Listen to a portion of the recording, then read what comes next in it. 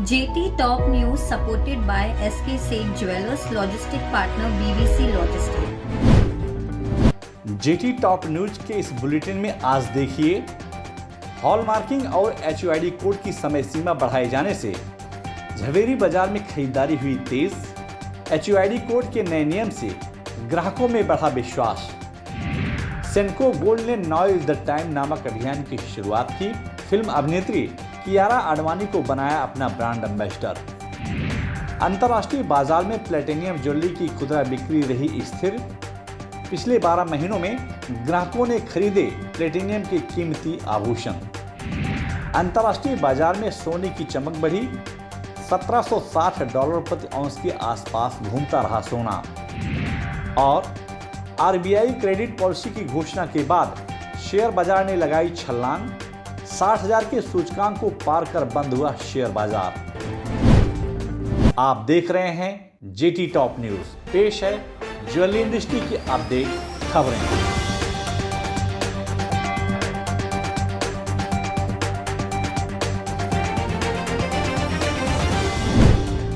केंद्र सरकार द्वारा अनिवार्य हॉलमार्किंग और HUID कोड की समय सीमा को 30 नवंबर 2021 तक बढ़ा दिए जाने का असर अब मुंबई के झवेरी बाजार में दिखाई दे रहा है। त्योहारी सीजन के चलते ग्राहक ज्वेलरी की खरीदारी करने में जुट गए हैं। हॉलमार्किंग और HUID कोड के नए नियम के मुताबिक HUID कोड लागू होने के बाद ग्राहक को ट्रेस नहीं किया जाएगा। हॉलमार्किंग और HUID कोड की जिम्मेदारी सिर्फ हॉलमार्किंग सेंटर और ज्वेलर्स तक ही सीमित रहेगी। दशहरा, धनतेरस और दीपावली त्योहार को ध्यान में रखते हुए सेंको गोल्ड डायमंड्स ने नाउ इज द टाइम नामक अभियान की शुरुआत की है। सेंको गोल्ड एंड डायमंड्स ने जानकारी देते हुए कहा है कि इस अभियान के प्रचार प्रसार के लिए फिल्म अभिनेत्री कियारा आडवाणी को अपना ब्रांड एम्बेसडर बनाया है। कंपनी के CEO सुवनकर सेन को उम्मीद है कि अभिनेत्री कियारा आडवाणी को अपना ब्रांड एम्बेसडर बनाने से उनका अभियान काफी सफल होगा। रिचमोंड और केरिंग ने रिस्पॉन्सिबल ज्वेलरी काउंसिल के साथ एक समझौता किया है। इस समझौते के तहत तीनों मिलकर Cartier watch and jewellery initiative 2030 को लॉन्च करने के लिए एक प्लेटफॉर्म तैयार किया है। रिस्पॉन्सिबल ज्वेलरी काउंसिल के अनुसार उद्योग में पहली बार वॉच एंड ज्वेलरी इनिशिएटिव 2030 का उद्देश्य है कि दुनिया भर में घड़ियों और ज्वेलरी ब्रांड को एक साथ लाया जाए ताकि कम कार्बन वाले भविष्य की ओर एक सामूहिक यात्रा शुरू की जा सके। प्लेटिनियम गिल्ड इंटरनेशनल ने हाल ही में अपनी वार्षिक report the platinum jewellery business review को प्रकाशित किया है। PGI की रिपोर्ट में इस बात का खुलासा किया गया है कि चीन, भारत, जापान और अमेरिका में प्लेटिनियम ज्वेलरी की खुदरा बिक्री इन दिनों स्थिर दिखाई दे रही है।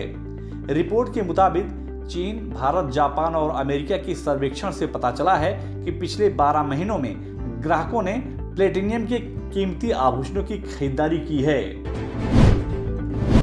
कारोबारी सप्ताह के अंतिम दिन यानी शुक्रवार को अंतर्राष्ट्रीय बाजार में गोल्ड स्पॉट की कीमत में काफी उतार चढ़ाव देखने को मिला। दिन भर की ट्रेडिंग के दरमियान गोल्ड स्पॉट की कीमत में करीब $3 प्रति औंस तक की बढ़त देखने को मिली।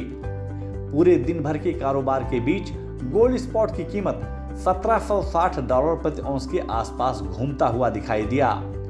बाजार के जानकारों के अनुसार आने वाले दिनों में सोने के दाम में बढ़त देखी जा सकती है। अंतर्राष्ट्रीय बाजार के हालात को देखते हुए मुंबई, दिल्ली, कोलकाता, अहमदाबाद और चेन्नई के सराफा बाजार में शुक्रवार को सोने और चांदी की मांग में बढ़त देखने को मिली। स्थानीय बाजार में सोने और चांदी के दामों में अस्थिरता के बीच मुंबई सराफा बाजार में शुद्ध सोने के दाम ₹35 प्रति 10 ग्राम की बढ़त के साथ 46,862 रुपए के स्तर पर कारोबार करता दिखा, जबकि शुद्ध चांदी ₹172 प्रति किलो की गिरावट के साथ 61,086 रुपए के स्तर पर कारोबार करता दिखाई दिया।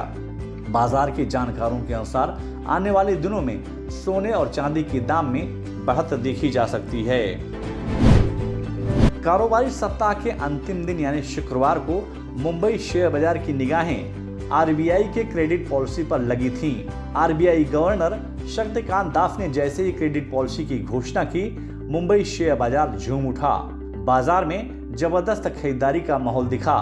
दोपहर बाद घरेलू और विदेशी संस्थागत निवेशकों ने बाजार में चौतरफा खरीदारी करनी शुरू कर दी, जिसके चलते सेंसेक्स और निफ्टी में करीब 1% की बढ़त देखने को मिली। आरबीआई से आई पॉजिटिव खबरों के बाद निवेशकों ने ऑटो, बैंकिंग, ऑयल, पेंट्स और स्टील सेक्टर के शेयरों में खरीदारी करनी शुरू कर दी, जिसके चलते मुंबई शेयर बाजार 381 अंकों की बढ़त के साथ 60,059 अंकों पर बंद हुआ। वहीं निफ्टी दिन भर के कारोबार के बीच 104 अंकों की बढ़त के साथ 17,895 अंकों पर बंद हुआ। बाजार के जानकारों के अनुसार अगले सप्ताह मुंबई शेयर बाजार में बिकवाली का दबाव देखा जा सकता है। जेटी टॉप न्यूज के इस एपिसोड में बस इतना ही। आपको यह न्यूज कैसी लगी और आपके क्या सुझाव हैं, हमें कमेंट बॉक्स में जाकर शेयर जरूर करें। और अगर अभी तक आपने जेटी टॉप न्यूज को सब्सक्राइब नहीं किया तो आप तुरंत सब्सक्राइब, लाइक और शेयर जरूर करें, जिससे आप तक ज्वेलरी इंडस्ट्री की अपडेट खबरें पहुंचती रहें। JT Top News supported by SK Seth Jewelers Logistic Partner BVC Logistics।